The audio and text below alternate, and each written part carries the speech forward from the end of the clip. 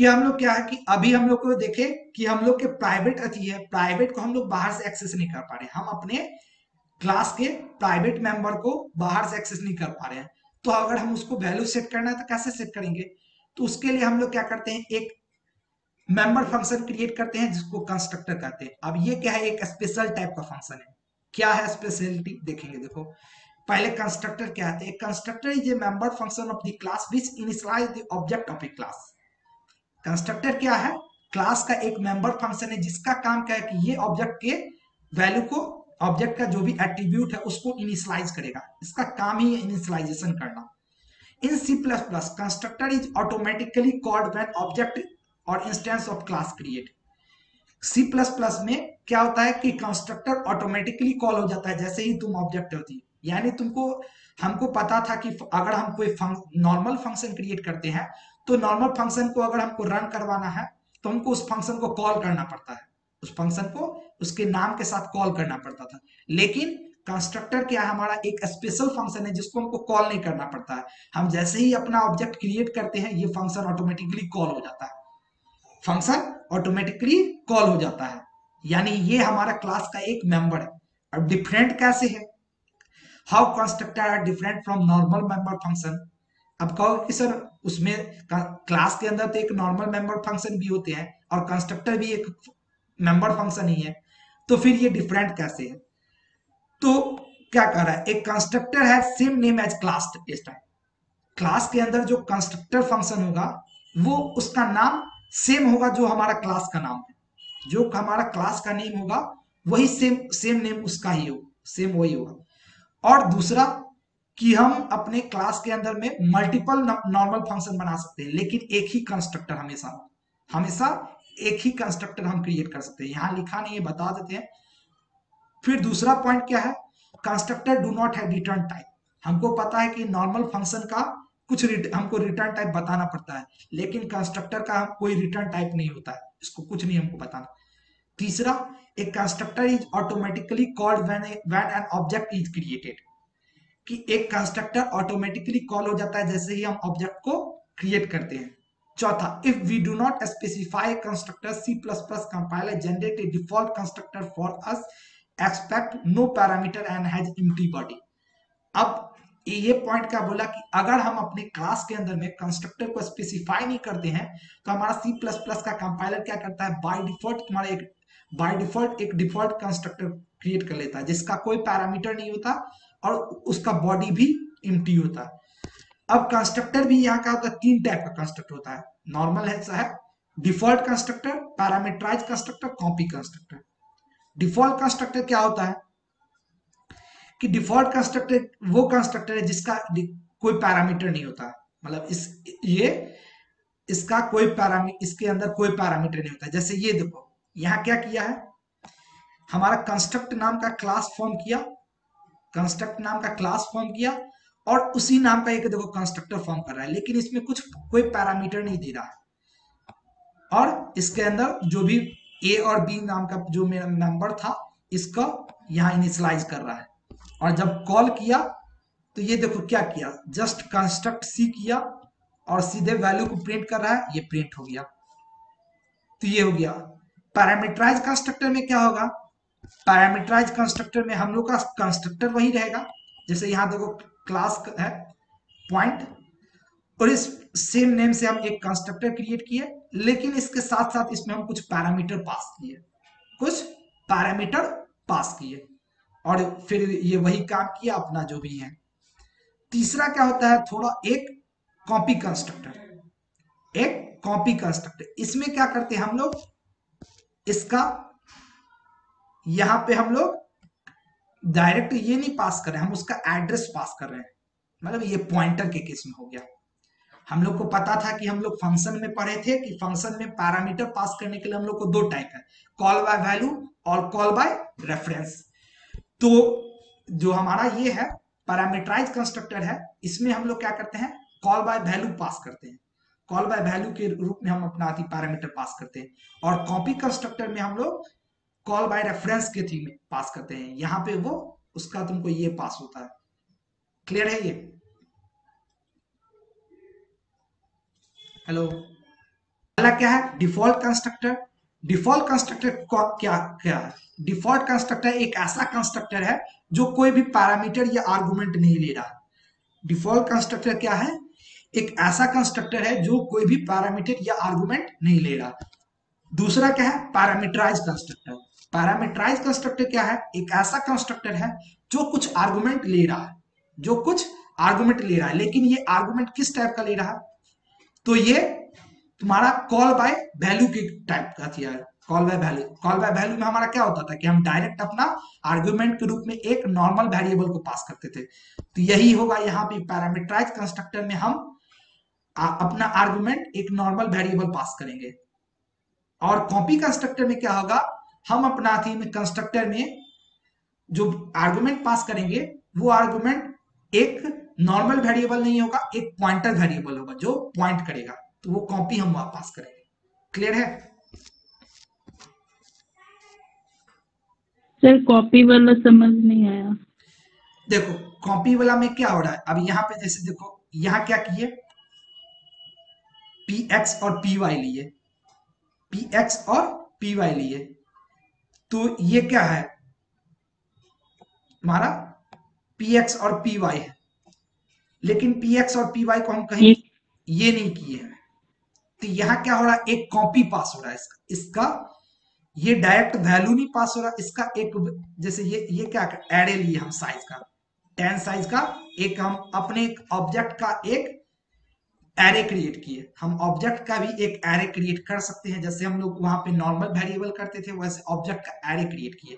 और ऑब्जेक्ट का array create कर करके हम तो ऑब्जेक्ट कितना 10 ऑब्जेक्ट क्रिएट किए, और 10 ऑब्जेक्ट और एक क्या किए दूसरा एक वेरिएबल, एक दूसरा ये लिए। पहले हम क्या किए अपने जो क्लास था उसके लिए एक 10 एड्रेस का एक एरे ऑब्जेक्ट क्रिएट किए, और फिर उसी के लिए क्या किया हम एक दूसरा क्या कहते हैं ऑब्जेक्ट क्रिएट किए और उसके अंदर पास कर दिए, और ये काम मेरा करके दे रहा है। ठीक है, कॉपी कंस्ट्रक्टर को अभी हम रखते हैं। पैरामीटराइज कंस्ट्रक्टर समझ गए ना? डिफॉल्ट और पैरामीटराइज समझ गए। Yes sir.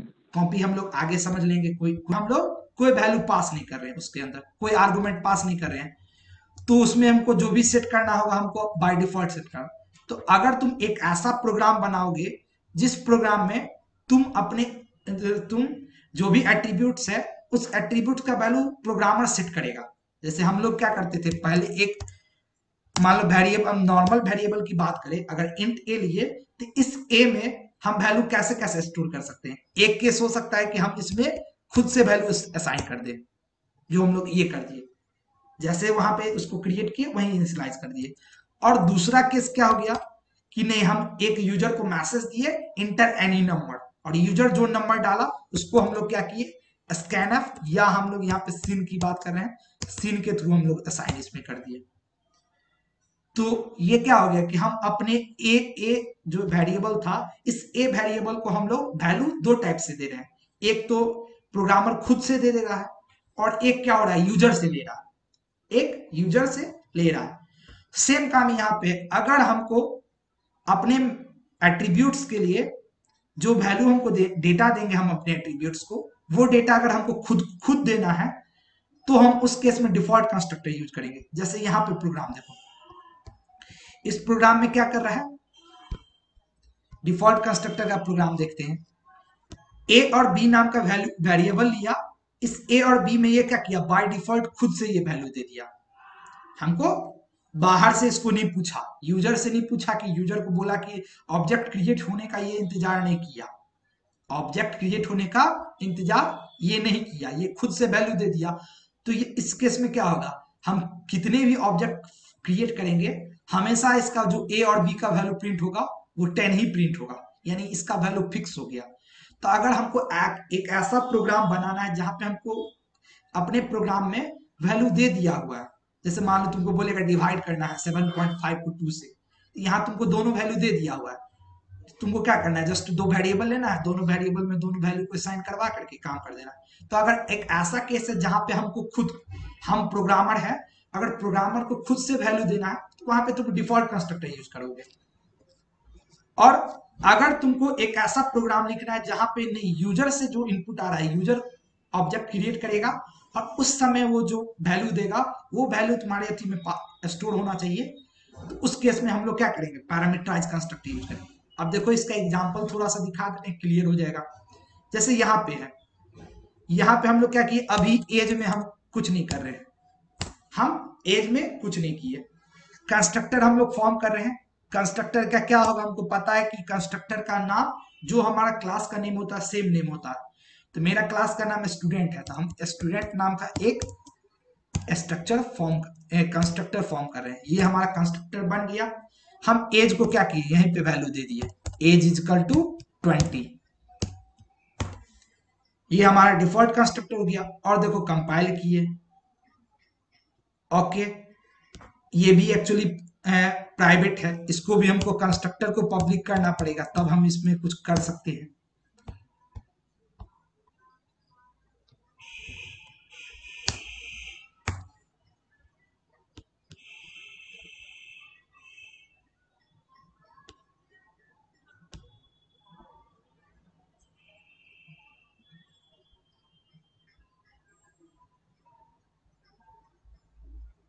देखो ये दे दिया हम, एज इज 20, लेकिन यहीं पे अब हमको कहे कि नहीं हमको ये काम नहीं चाहिए, मेरा क्या करेगा, वैल्यू हमसे जो यूजर देगा प्रोग्राम क्रिएशन के समय वो होगा क्रिएट। इससे क्या हो रहा है, देखो अभी वाले केस में क्या हो रहा है, देख लो यहाँ पे हम अभी एक ऑब्जेक्ट लिए थे, हम दो ऑब्जेक्ट क्रिएट कर रहे हैं, S1 और S2 नाम का, S1 और S2 नाम का ऑब्जेक्ट ले रहे हैं और दोनों के लिए हम आउटपुट फंक्शन को कॉल कर रहे हैं। हम दोनों ऑब्जेक्ट के लिए अपना आउटपुट फंक्शन को कॉल कर रहे हैं।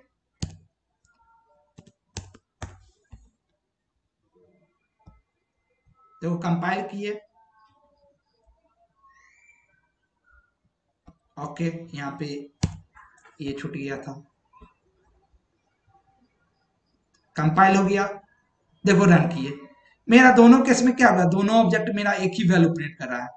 अब नहीं, ये काम हम नहीं चाह रहे, हम चाह रहे हैं कि हर ऑब्जेक्ट के लिए मेरा एज अलग अलग जाए। हमको पांच स्टूडेंट का हमको एज करना है और सभी का एज अलग अलग है, तो हम ऑब्जेक्ट क्रिएशन के समय में एज देंगे। तो उस केस में जैसे यहाँ अब क्या किए, ये जब हम काम कर दिए तो हम ऑब्जेक्ट जस्ट क्रिएट नहीं करेंगे, ऑब्जेक्ट क्रिएट करने के साथ ही इस ब्रैकेट में बताएंगे, जैसे 20 हम पास कर दिए और फिर S2 लिए, S2 में हम 40 पास कर दिए, ये हो गया। कंपाइल किए देखो और अब रन किए, ओके, ये क्यों ऐसा दिया, सर वहाँ पे भी 20 एज इजकल टू 20 हम कर दिए थे, ओके। एक काम करते हैं, इंट s लेते हैं और एज इजकल टू s, मतलब जो मेरा s आएगा वो एज का सेट कर दीजिए। कंपाइल किए, देखो रन किए, देखो इस केस में आ गया मेरा अलग अलग आ गया। तो ये एक बेसिक प्रोग्राम हो गया तुम्हारा इसका, ये एक कह सकते हो उप्स के थ्रू, उप्स फीचर का यूज करता हुआ ये एक बेसिक प्रोग्राम है, जहां हम लोग क्या कर रहे हैं, हम अपना एज को डेटा हाइडिंग के थ्रू प्रोटेक्ट कर दिए। इसको हमारा सिर्फ अंदर का फंक्शन एक्सेस कर सकता है, इसको बाहर का कोई एक्सेस नहीं कर सकता है, इसको बाहर का कोई भी एक्सेस नहीं कर सकता है। फिर इस आउटपुट को हम बाहर प्रिंट कर सकते हैं लेकिन इसको नहीं, तो यही होता है थीम में, और ये फीचर हमारा आ गया। और देखो ये ऑब्जेक्ट क्रिएटेड, अब एडवांटेज क्या हो रहा है इससे, इस काम करने से हमारा एडवांटेज क्या हो रहा है कि अब हमको हर बार अपने जो हम इससे चाहे एक ऑब्जेक्ट रहे चाहे 50 ऑब्जेक्ट रहे, हर किसी के लिए हमको इसका स्ट्रक्चर बार बार लिखना नहीं पड़ रहा है। अब जैसे देखो अभी हमारा 2 था, अब हम चाह रहे तीसरा मेरा एक ऑब्जेक्ट आया, इसका हम 60 पास कर दिए, फिर चौथा आया, इसका मान लो हम 70 पास कर दिए, एक S4 नाम का है।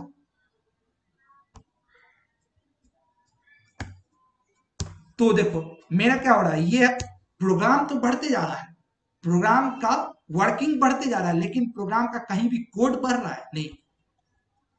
हम कोड खाली क्या, कोड के नाम पे ये 2-3 लाइन बढ़ रहा है कि हम सिर्फ हर बार हर फंक्शन के लिए अपने आउटपुट को कॉल कर रहे हैं, s4 डॉट आउटपुट, लेकिन हमको हर बार बताना नहीं पड़ रहा है कि क्या हो रहा है। देखो कंपाइल करते हैं, रन किए, ये देखो सारे को निकाल के दे दिया हमको। एक बार हम क्या किए, क्लास के अंदर में हम एक फंक्शन के अंदर में ये मैसेज लिख दिए, अब हमको बार बार उसको नहीं करना पड़ रहा है, जस्ट हम ये कॉल कर रहे हैं तुमको। ये कहोगे सर ये तो फंक्शन में भी होता था, फंक्शन में होता था, लेकिन फंक्शन में ये चीज नहीं था, डेटा हाइडिंग का जो फीचर था ये चीज फंक्शन में नहीं था, यहाँ ये है फीचर। तो ये सभी फीचर्स का ही यूज है हमारा उप्स। क्लियर हो रहा है? Yes sir. हाँ, तो ये कुछ नया चीज तुमको नहीं देने जा रहा है,